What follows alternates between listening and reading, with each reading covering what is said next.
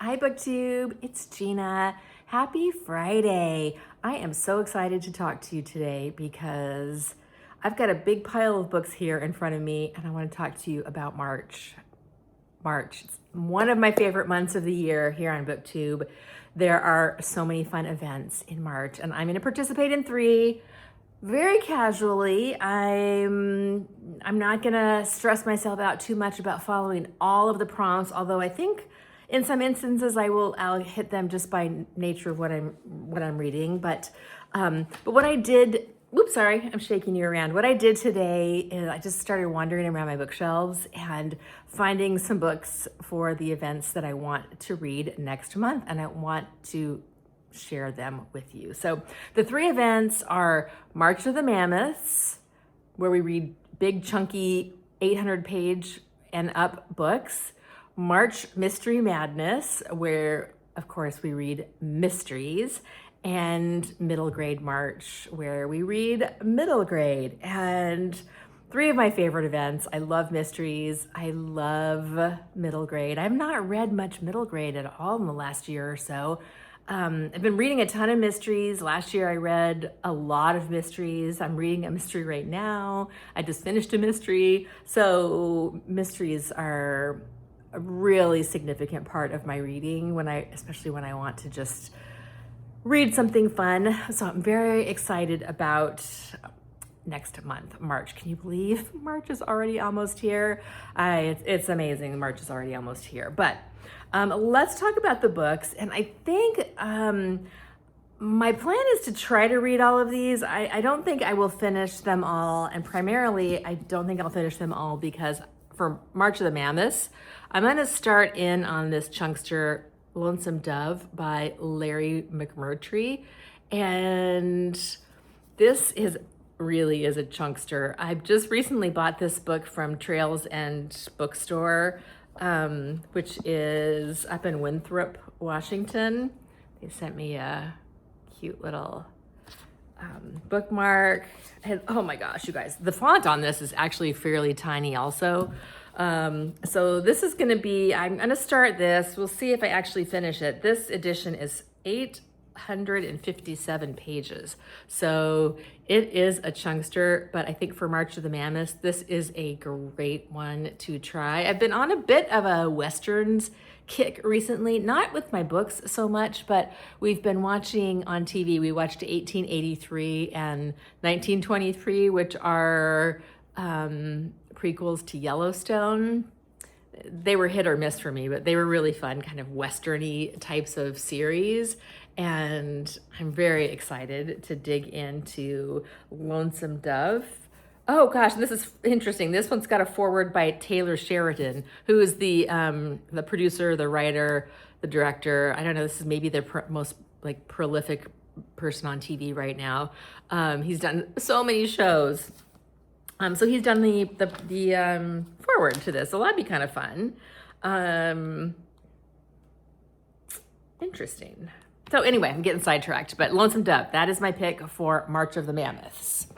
All right, next is March Mystery Madness. And for March Mystery Madness, there's a very fun theme this year of mysteries around the world, reading books from different areas, different continents from where you live, different authors from different areas and different continents from which you live.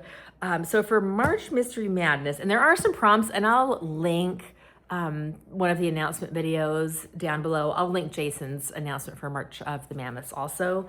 I'm not really following the prompts for March Mystery Madness, but I do actually have 3 books from different areas. So the first one that I want to read is May Gray and the Enigmatic Let by George Simenon. This is a pretty small book, so I don't think I'll have any trouble reading this. This is a mystery series by a French author. And look at this. This is a United Kingdom version edition for 55p, this old a penguin. So May Gray is a detective. And I might have read one of his books before. I don't really remember. So I'm looking forward to digging into this. I had so much fun ruffling through my shelves trying to find books that I wanted to read in March. I might get some of these on my Kindle if my library has them, because I love reading on my Kindle. But it was very fun and to pull books off my shelves and see things I'd kind of forgotten about, one of which is P.D. James' The Murder Room. This is an Adam Dalgliesh mystery. And I don't, as a mystery lover, I can't believe I have not read any P.D. James. There's a picture of her on the back. And this is a series also. So is the Maigret, which is fun because I love to dig into big mystery series. So if I love this one, I may have to start in on the rest of the series. And then the next one, so P.D. James is English. George Simenon is French. And then I've got, this is an Indian author, Sajata Massey, and this book is the Satapur Moonstone. Look at that cover, isn't that gorgeous? This is a Perveen mystery novel. This is also a series. I read the first one of these. I don't own it, and I really, really liked it. Set in India, and this one is, she's the first female lawyer in India. And in the first book, of course, she's a lawyer, but she ends up solving a mystery. This one is set in 1922, and sounds like there is a dispute over the education of the young crown prince, and then there will, of course, be much more around that. But I love this cover. I love the first one of these, so I'm really looking forward to digging into this. And then I also do have one mystery on my Kindle that I grabbed that was recommended by Marilyn Maya Mendoza, that she just read it, I think, last month. And I will link it down below. It is set in Italy. And it is, I think that the bind up that I reserved from the library on my Kindle is called Death in Sicily, which is 3 books in one. So if I have time, I would really like to get to that one too. I don't remember the name of the author, but I will, I'll put it in the notes down below. I may not have time to get to that one because this is a fairly ambitious list of books. And then my next mystery is a Nancy Drew, Carolyn Keene, The Secret of the Old Clock. And this is a middle grade mystery, so I thought this would be fun for March Mystery Madness and middle grade March. Look at that cover. I've got a few of these old Nancy Drews. Unfortunately, I didn't realize this.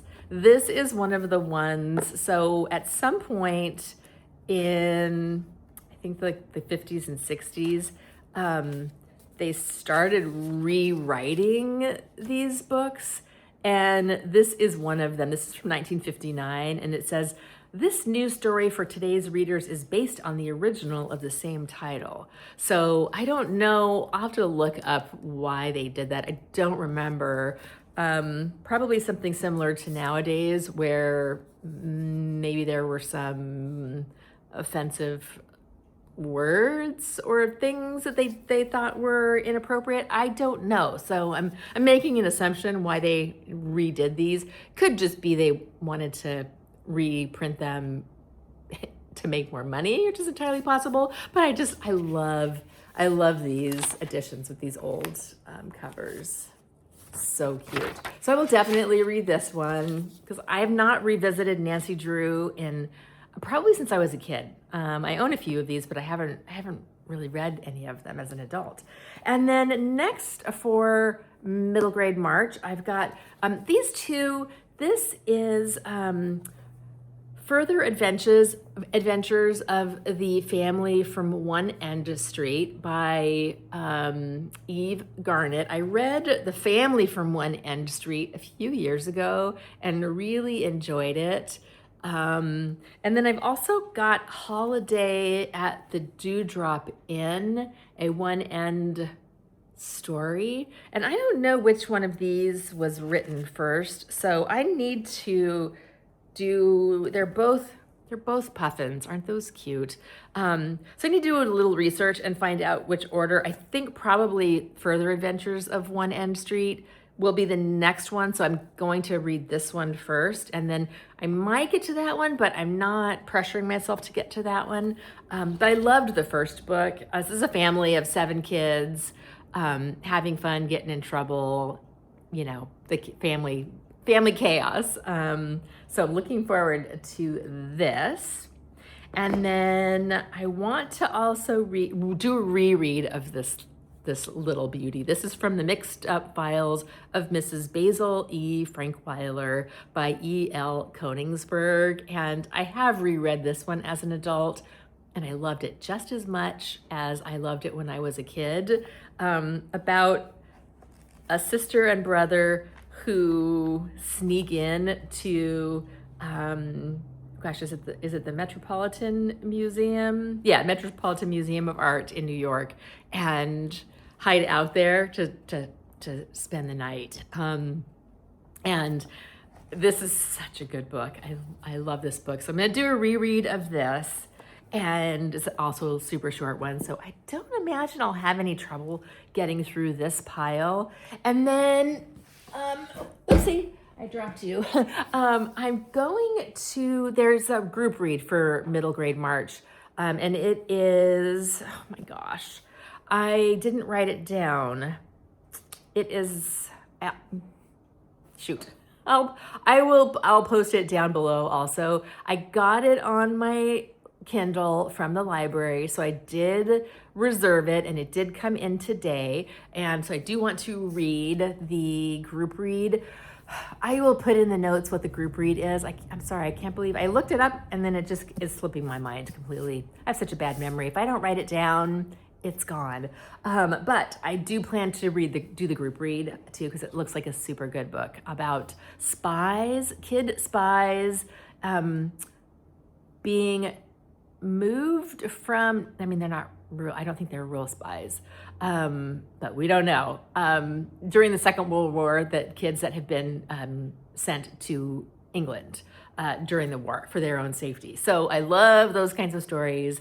This one I think might not be 100% like feel good. I have a feeling it's gonna have some heavier themes to it, but I don't know, we'll see.